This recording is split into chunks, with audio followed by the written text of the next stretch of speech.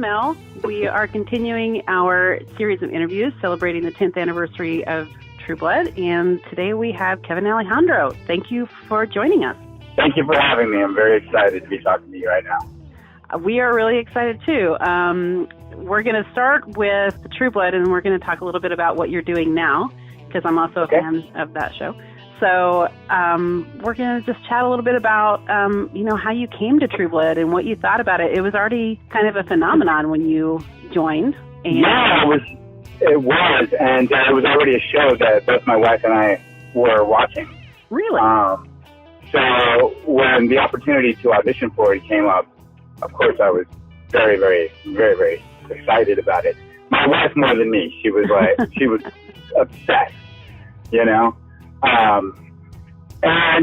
was just like any other audition where, I had to fight for it, which in my opinion is always a better way to get a role for me, because by the end of it, I feel like I deserve it, and I feel like I can really do it. And that's what it was, I got a phone call to come in and audition to play Nelsan Ellis's love interest. And I went through the rounds. I think I went through 3 or 4 auditions, and the last one was a chemistry read with Nelsan, and I will quote him on this one. He said that the moment that first of all, the audition went fantastic. We had so much fun in there in the chemistry read, and then when I left the door, he said he just turned to Alan Ball and everyone in the room and goes, "Wow, I mean, that's our guy." Awesome. Yeah, it felt really, really good to win that one. That's amazing. And you guys did have fantastic chemistry. Yeah, he was one of the great ones, man. It's a true professional, a talented actor. I learned so much from him, and just so giving, and it was easy to play opposite of him. I think we had a genuine love for each other and respect. We're publishing a list of the 10 best and worst romances, and Jesus and Lafayette are definitely on the best list, hands down. Yeah. Thank you. Yeah. That relationship was sweet. You guys went through a lot of stuff that maybe most relationships don't have to deal with, but you did. I guess it depends on what part of the world you're from, right? I guess so. One of our favorite moments, of course, is when Lafayette has to come deliver the bacon veggie burger. Oh, right. Run me through that. What did you love about it? Oh, my gosh. It's when, Jesus is trying to get his attention. And so he comes to Merlotte's and orders the bacon veggie burger, and he has to come out. Oh, that's it. That's right. Oh, man, it's like I was saying earlier, it feels like we were just shooting, and then, you bring up moments like that, where it's just like, oh my gosh, little moments feel like so long ago now. Mm-hmm. Yeah, it made a big impact on screen, but, maybe you did other stuff that was a little more stands out in your mind, like, playing a witch. Yeah, playing a witch. And forming a real relationship with him was amazing. We knew each other's families. He knew my wife, my kids.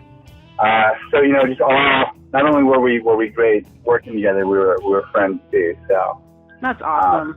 We miss him. Yeah, we do too. I'll say it's interesting. I was cleaning out my my closet one day, and I had come across this rolled up giant piece of paper. It looked like a paper sack, but like the color of a paper sack, kind of wrapping paperish. Mm-hmm. And I opened it, and I unrolled it to see what it was, and it was a letter that Nelsan had written to me in silver Sharpie that said, basically, I love you, I love working with you, and it was very complimentary of the fact that we got to take that journey together as a couple and as friends. And he had used that as wrapping paper for a giant poster of True Blood that everyone had signed for me that he had framed. And when I found it, it just brought a big smile to my face. And I was like, you know what? I haven't spoken to Nelsan in like 5 months. I have to give him a call. And so I rolled it back up, stuck in the thing, and the very next day is when all of a sudden, all of our alerts on our phone started going off with the news of what had happened to him. And I was it was just sort of jarring that I'd missed that opportunity to say hello again, because so much time had passed. Mm-hmm. What a precious gift to have, though. Absolutely.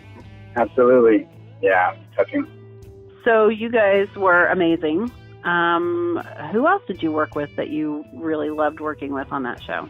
Nelsan's and my world just sort of coexisted throughout much of the season, as you know. But I really enjoyed every moment that I had to work with Brian Quanten. He's another one of those really good character kind of actors that was just always in good spirits and always really giving. So I remember when I got the handful that I got to have to interact with him were always quite good. Yeah, and you had a pretty significant role in the Marnie storyline, right? Yeah, that was awesome. She was a fantastic actor. She is. I remember Nelsan being extremely excited about her coming on board, and then once we were face to face, I was like, oh my God, it's you. It's hard to keep your composure when you get such a strong force of talent in front of you. Yeah. So yeah, it was cool. And that season, a lot of our world, was such a big cast. But that was a good opportunity for me to work with both Anna and Steven and everybody, all our paths crossed. So it was really good, really fun. Yeah, and then we got to learn more about Jesus as a character and his background. And just kind of branching out with that character, which was really cool because, he was a fan favorite, but we didn't know a whole lot about him. Yeah, those guys were very good at keeping their secrets when it came to the storyline, and just sort of, and for very good reason too, so we don't give anything away, in our, and our choices that we make as actors.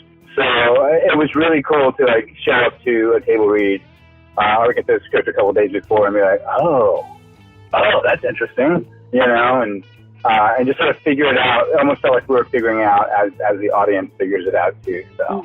Were you guys ever in the room doing your read-throughs and hearing what other characters are doing, other storylines? Because there were multiple storylines happening. And would you just be sitting there like we were at home once we saw it going, what in the world? Holy crap. Oh, of course. All of us like that. It's such a surreal sort of world that was created that all of us, we love being part of it, right? To submerge ourselves into that sort of galaxy of weirdness. And we loved it, it was always really fun and interesting, and by that point, by the time I come on to the show, everyone had already settled into their characters, right? They knew who they were and what they were doing. So my nerves kicked in really. I felt like I won the job. I felt like I deserved it. But then once I sat in the table read, that extra set of nerves, I was like, okay, now I have to be on par with these people who created this world already. So it was an extra bit of pressure for me, but I think it worked out. It did. It worked out pretty well. Yeah, you were fantastic. Nelsan was right. There was no one else up to the task, I think. Well, thank you. What are you proudest about from either your role on the show or just the show in general? That's a really great question. It's a tough one, too, because I think one of the things that I'm proud about and mostly honored was to even be considered to be part of something that was so impactful to its audience, such a loyal, look, it's 10 years later and the loyalty still bleeds, thick. No pun intended. So, it's just, that's what I'm most proud of, to be part of something that had such an impact, and to do it justice, where the audience and, the people that I got to perform with believed in believed in the story we were telling, and tried to do it in the most honest way possible. Do you remember when you felt like you really clicked with Jesus? There was, honestly, there was a moment where I clicked with him, but it happened in the audition. Oh. And it happened in my chemistry read with Nelsan. And it was the scene where we go on our date and we're playing pool. And we're at the pool hall over at Malat, I believe is where it was. The scene has very few lines, and mind you, Nelsan and I didn't work on this together. You come in, you read the script with each other in the chemistry read. But we got to the scene, but then we just started improvising. and just sort of riffing off of each other, where it was almost like the day continued outside of the script, and we just went until we found our own like sort of natural ending to it. And it was in that moment where I was like, oh, I know this guy, I know this relationship, I know that I know where this attraction could lead to a deep love.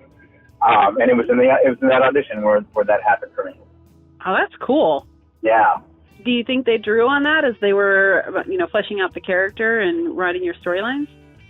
Yeah, you know what? I think they did. I mean, having had the opportunity to be on that side of the camera as a director myself, and you go and you audition people or you see people, you do, or actress that comes in, you hope that they embody it in their own, and it's the ones that do, where they do inspire a different sort of level of creativity within the director and the writer, and they influence each other, they inspire each other. Mm-hmm. So it's you can't have one without the other, and I think that definitely helps to inspire a little bit of where they wanted these two characters to go. And for it to happen so soon, that's pretty amazing. Yeah, exactly. Did you keep anything from True Blood? I did. I got to keep, when they Jesus' severed head, mm-hmm. And it had the mouth was sewn shut. Oh God, that was creepy. So I got to keep that prosthetic of the mouth being sewn shut.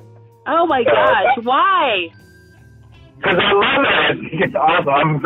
I'm such a weirdo when it comes to things like that. Like, I love makeup and stage makeup and making that kind of stuff. So that was one of the things that I wanted to have in my collection of it's like, it just maps my journey. True. Throughout my career. So I get it. And it's a really cool piece. It is creepy. And when people see it, that's exactly what they're like, ew. Ew. I'm like, yeah, cool, right? Oh, I'm a little concerned about what the rest of the collection must be for Mother Dogs. Oh, you don't even want to know. I have like broken legs and like all kinds of weird stuff. Oh my gosh! Did you want to be a special effects artist in another life?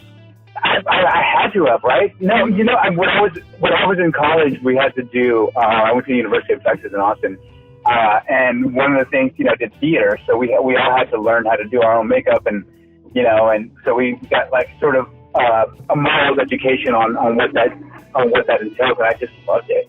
I loved it. So fun. And now, like, when it comes to Halloween, there are no cutting corners on my end. Oh yeah. I'm sewing. I'm like creating. My son loves it because he always has the coolest costume and the coolest makeup. What's your best creation so far? Honestly, one of my funniest ones I think was Pickle Rick from Rick and Morty. Oh my gosh. That's awesome. Found this great material, put together a pickle costume, and found like bones and like all kinds of stuff that I sewed them to the sides, and I created it really cool, and then like painted his makeup really nice. And I mean, it was obvious who this little dude was. That was one of the most fun, because he's the one who introduced me to that character, and I was like, oh, I gotta love it. Yeah, and the wheels start turning. Come on, Halloween. Yeah, exactly. And it's right around the corner. I have no idea what I'm going to do yet, but I'm sure it'll be something good, something that'll make me obsessed. Yes. You mentioned directing earlier, so let's talk a little bit about what you're doing now and what's coming up. I know you're on Lucifer. Yes. Big fan. Thank you. Yeah, we love doing it. We're right in the middle of, we're right towards the end of our third episode. We're on Netflix now. Yay. Yeah, and I had the opportunity last season to direct our last episode, which was incredible. And I've had the bug for a little while, and I'm very fortunate that our people trusted me to take the reins on that episode. And it was very challenging and amazing, and I want to do more. I'm not able to direct one this season because there's some interesting stuff going on with my character, and because we have a short order, I'd have to be out for one episode to prep and then out the other episode, or light and an episode to direct it. So that's that's 2 episodes out pretty much. So the fun, crazy, cool stuff that I get to do in season 4 sort of took precedence over my desire to direct, which I love. First and foremost is my acting career. But if we go for a season 5, I think that my possibility of being able to direct another one is pretty high. Awesome. Well, knock on all the wood for that. Yeah, I hope so. It was cool. I got accepted into the Warner Brothers Directors Program the year before last, which prepped me for the opportunity to direct an episode of network television, which coincidentally ended up being the show that I was acting on. So that lent itself to a very positive nature. And I kind of was a little nervous to take on the reins. So I decided to direct a short film that a friend of mine wrote called Bedtime Story, which did really well on the festival circuit and won all kinds of awards, including Best Director. Wow! Congratulations! Yeah. So that was for the Hollywood Short Film Festival, which was, just like, wow, okay, that was cool. Yeah, that's kind of a big deal. Yeah, I'm very proud of it, and it was, that was my practice before, and I think it was well received. And we just did the Oscar qualifying Hollywood Short Film Festival, which did well at. We got some good screenings at the Chinese Theater in Hollywood. So I'm just looking forward to trying to. I think my next adventure is to try to put together a feature. And I'm leaning towards sort of the horror film genre. Which will give you some insight into as to why I collect stone mouths and broken legs and blood tags. Yeah, a little bit. Hey, you know what? If that's your interest and that's your strength, you should go for it. Yeah, I like it. I something about that genre that I hate being scared, but I love it, and I know how to scare people. So yeah. Well, that's good. That's kind of critical for this genre, right? Yeah, exactly. Yeah. Well, that's exciting. And maybe having a shorter order for Lucifer will be a good thing for you. That'll give you a little more time to pursue this. Absolutely. That's only one of the positives that's happening with the show. I mean, we started a few months ago. We'll be done by Christmas time, and then that gives me time to either jump onto another cool project as an actor or take the reins and hopefully direct a feature, Awesome. I'm biting my tongue to not ask you for details about season 4 because I'm dying to know, but... There's some great stuff happening all the way around. I'll tell you, with my character, I think he might be... I think we're going to remind the audience why his nickname was Detective Douche. Really? Are we doing a little season 1 work here? It's not necessarily season 1 work, but, he's just, he's lost everything. Mm-hmm, true. He's lost his wife and then his love of his life. So, he's searching. He's shattered. He's fed up. Mm. And we'll go at, to any length to survive and to get his head out of the water. Okay. And along with that comes, certain consequences.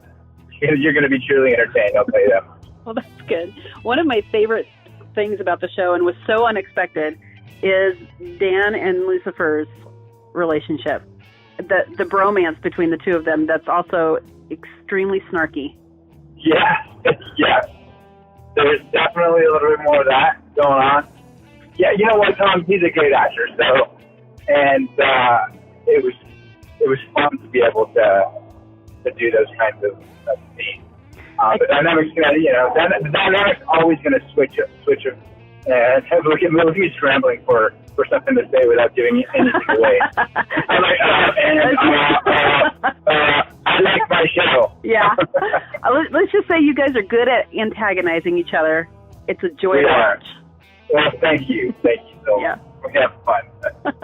Oh my gosh. All right. I'll let you off the hook then for the rest of it. Thank you. Yeah. I'm sweating here. Yeah, I know Netflix is pretty serious about their no spoilers, so we'll respect that. Is there anything you'd want to mention that I didn't ask you about True Blood or your current project? I'm just one of those guys that's very fortunate to be part of good things, to happen, part of good things, rather than be part of something that's great, and to be with good people, you know? Yeah. We all want to follow our dreams and make that what we do as our career, and I'm one of the lucky ones who gets to do that, and I carry that along with me every day. The moment things get hard, I remind myself what I do, what I'm doing, and I'm one of those ones who gets to live my dreams. And I'm very grateful for that. Awesome. That's lovely. Well, thank you so much for taking the time. I know you are in the middle of filming and very busy, and it was just so nice of you to chat with us today. I really appreciate it. Thank you so much. Anytime. And when you talk to all the rest of our folks on True Blood, please tell them I said I love them. I will. I'll do it. All righty. All right. Have a great day, Kevin. Take care. Bye-bye. Bye.